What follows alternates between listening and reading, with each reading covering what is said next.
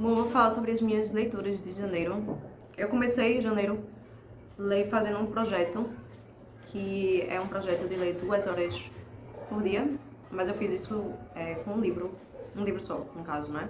Durante a leitura de um livro. Então, eu tirei 2 horas por dia para ler esse livro, para ver quanto mais ou menos aí eu conseguia ler e também para me ajudar com um ritmo de leitura muito bom. Inclusive isso funcionou bastante, porque esse mês foi um mês que eu li muito, que eu li muito bem, assim, foi super produtivo. Ano passado mesmo eu li apenas 11 livros, então é uma média meio baixa, assim, pra ler, que é. 11 livros, baixa! Tu tá me atrapalhando, porra! Caralho! E aí eu percebi que eu tinha lido pouco e tudo mais, até porque eu passei alguns meses estudando muito. E aí eu, tipo, passava 6 horas mais ou menos estudando, lendo e tudo mais, e não tinha cabeça no final do dia pra ler outra coisa, né? Acabava, tipo, indo dormir mesmo. Enfim. Porque eu acho que uma média boa, ela é entre 2 a 3 livros por mês. Mas vamos lá. Esse livro foi a minha escolha para fazer esse projeto de leitura, que é ler 2 horas por dia. Inclusive eu vou gravar o vídeo ainda sobre esse projeto, né? Mas eu li Tio Tungstênio, Memórias de uma Infância Química, do Oliver Sacks. Esse livro eu peguei emprestado de uma amiga minha. E esse livro vai falar, né? Já tá dizendo aí no subtítulo que são as memórias que ele tinha quando criança, né? E ele vai falar sobre a família dele é toda de cientistas e tudo mais. A mãe dele é médica, o pai dele é médico, eles recebem pacientes em casa. Esse tio tungstênio é o tio Dave, que fabricava lâmpadas de tungstênio. E ele era um apaixonadíssimo por química, né? Ele não só fabricava, né, as lâmpadas, mas ele tinha uma biblioteca de elementos químicos. Ele tinha uma grande, ele tinha ele lia muito, ele era um cara muito culto, então ele sabia de como surgiu cada um dos elementos, ele sabia como foi que surgiu a história ali dos elementos químicos, né? E ele passava toda essa paixão para Oliver. Então Oliver, ele conviveu bastante com esse tio na infância, e ele ficava maravilhado com química, e ele chegou a ter o seu próprio laboratório. Ele chegou a ter seu próprio laboratório de química. Inclusive tem um capítulo sobre fotografia em que ele mesmo revela algumas fotografias. Então aqui a gente vai encontrar várias coisas de ciência sobre os elementos químicos, sobre a história desses elementos, sobre a história, ele fala sobre Lavoisier, ele fala sobre vários outros cientistas, sobre Marie Curie, várias coisas. Inclusive ele chegou a conhecer a filha de Marie Curie numa palestra, ele estava dando uma palestra e ele disse que a biografia de Marie Curie, que foi a filha dela que escreveu, foi uma grande inspiração para ele. Foi um dos primeiros livros que inspirou muito, né? Ele fala também sobre a tabela periódica, né? A história da tabela periódica e tudo mais. Enfim, tem coisa. E sobre os membros da família, ele tem um capítulo dedicado a cada membro da família. Ele tem uma tia que é botânica e mostra para ele a relação da botânica com os números. Ele fala aqui sobre os tios e tias, porque ele teve muitos tios e tias. Inclusive, parte da família viajou para a África para fazer estudos químicos. Então, uma parte da família eram de químicos mesmo. Dá a entender que ele vai seguir essa área, mas ele acaba se tornando um neurocientista, né? E ele chega até a fazer um curso de anatomia que a mãe dele colocou para ele fazer e tudo mais. Ele chegou até a fazer também a apresentação de piano, tocando música e tudo mais, tocando piano lá. E ele teve uma infância assim, ele viveu ali o período da Segunda Guerra Mundial e quando pequeno teve de ser internado junto com o irmão dele em outra escola para ficar em um lugar, uma área mais segura. Ele sofreu, né, o diretor batia nos alunos e tudo mais, e das poucas vezes que ele conseguia voltar para casa, ele via alguma parte da casa dele destruída ali pelos bombardeios, né? Enfim, é um livro super interessante. Tem muita coisa ainda para falar sobre ele, E eu vou deixar isso para um outro momento, talvez. Também li Maquiavel Pedagogo, ou o Ministério da Reforma Psicológica, do Pascal Bernardin, e eu fiquei interessada para ler esse livro, porque ele fala sobre educação, essa questão de ter uma educação tendenciosa e tudo mais. Enfim, eu tenho interesse por esse assunto, porque eu passei pelo ensino médio e pela faculdade e vi que muita coisa, assim, que eu poderia fazer críticas e tudo mais. Mas enfim, aí eu fui com uma certa expectativa para ler esse livro e me frustrei um pouco, né? Tem algumas coisas muito interessantes. Tem um capítulo que ele fala sobre as técnicas de manipulação psicológica. Eu achei isso bem interessante, porque são algumas técnicas que são utilizadas, de fato, na educação. Algumas coisas que são adotadas por algumas nações, esses documentos da Unesco, né? Inclusive, boa parte desse livro, eu acho que 80% desse livro, são parte de documentos da Unesco e do Conselho da Europa, que eles fazem uma reunião, né, de nações para discutir educação e tudo mais. E você vê que é bastante tendencioso e bem explícito, muita coisa explícita. Só que o autor, ele foi fraco ao abordar o assunto, a traçar argumentos. Ele faz mais algumas críticas, mas eu achei vazio muitas partes. Assim, eu acho que dava para explorar muita coisa. Inclusive a partir desses próprios documentos da Unesco que ele menciona aqui.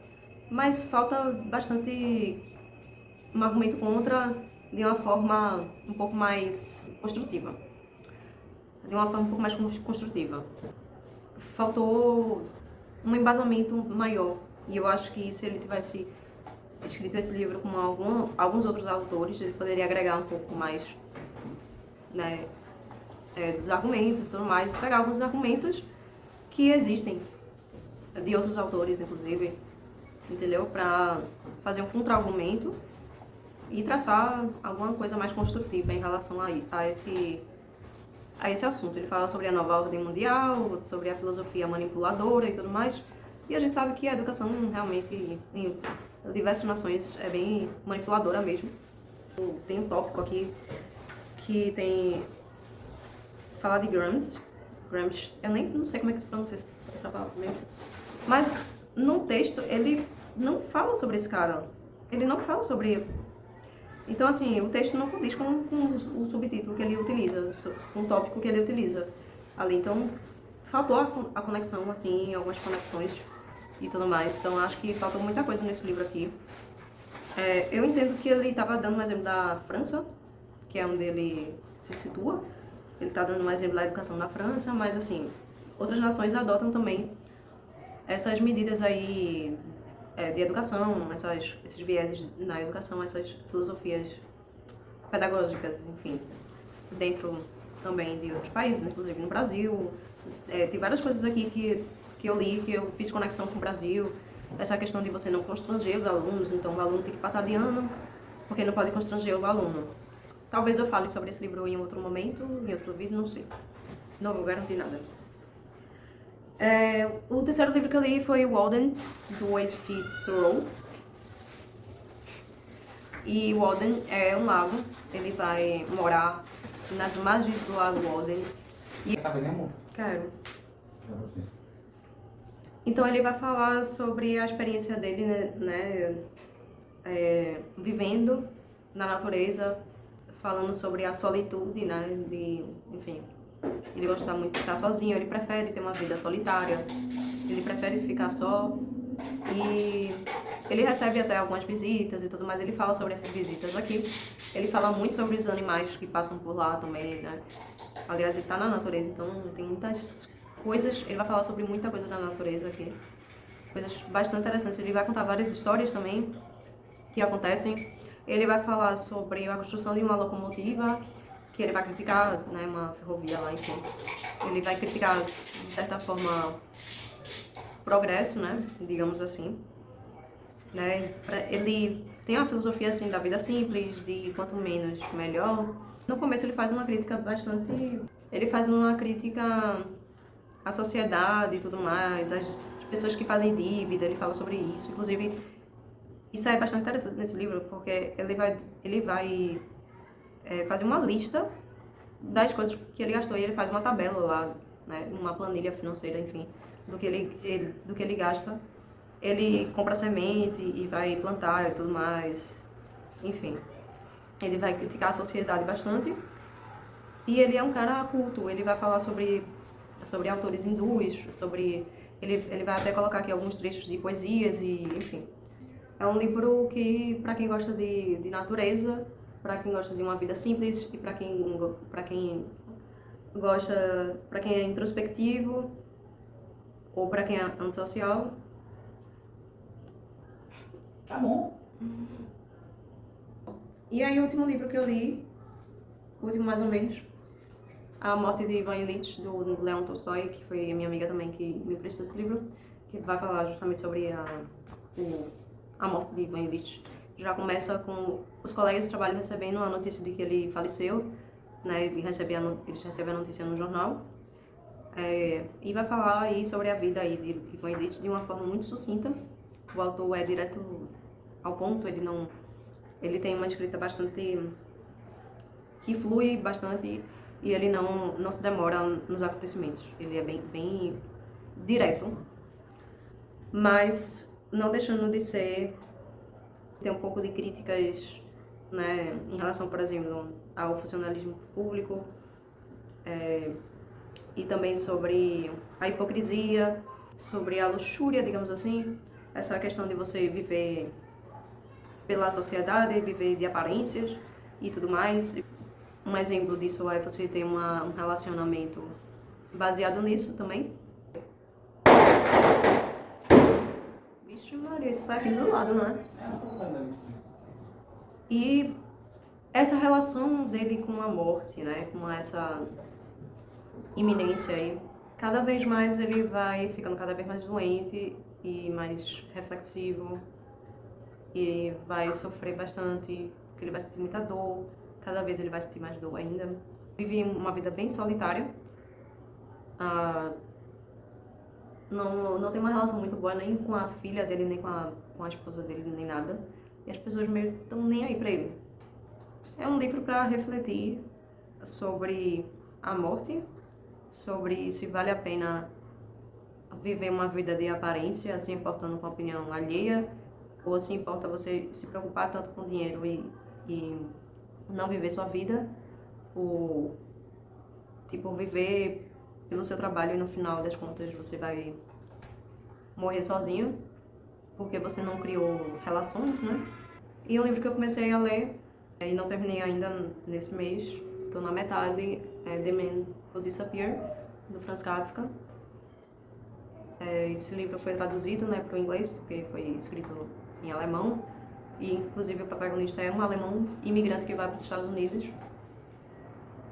E esse é basicamente o primeiro livro, mais ou menos, escrito aí por Kafka, porém não o primeiro publicado. Kafka contrai tuberculose e ele dá instrução ao amigo dele para ele queimar todos os trabalhos dele, quando ele morresse. Só que o amigo dele não obedece e publica, não queima, né, os escritos dele. Inclusive tiveram outros aí que foram publicados depois. E esse é um deles. Ele não queria publicar esse livro, mas ele queria tecer uma crítica aos Estados Unidos, enfim. Acho que se cobra muito e tu leva muito a sério. Quando na verdade acho que tinha que soltar um pouquinho mais. Eu sei. Esse protagonista de Kafka, ele migra para os Estados Unidos, tem uma situação no navio ali bem interessante com um funcionário. Ele meio que se perde e esquece. Bom, eu meio que me arrependi de não ter feito um roteiro pra gravar esse vídeo e tudo mais. Eu ia meio que explicar, né, a história, o enredo aí desse livro de Kafka pra vocês, mas eu acabei me enrolando e tudo mais. Depois eu vou tentar ver se eu consigo fazer um vídeo quando eu terminar a leitura, né, até porque meu inglês é um pouco limitado, então eu não consigo entender 100% assim de tudo que ele escreveu, mas no geral eu tenho entendido sim a história e tudo mais. Não é uma história muito linear, né? Tem seus estranhismos e é isso aí. Tem muito o que falar, não. Eu li, né, eu li completos, né, 4 livros. E eu tô lendo esse do Kafka, né? Então, esse é o balanço, assim, do mês de janeiro. Eu acho que depois de eu ter feito esse projeto de leitura, de ler 2 horas por dia, eu criei uma rotina e um ritmo de leitura muito consistente. Que eu vou ver se eu consigo continuar nos próximos meses, mas eu acho que é o ideal, assim. E é tranquilo. E é isso. Agora vai falar depois que terminou o jogo e o Santa Cruz ganhou. Foi?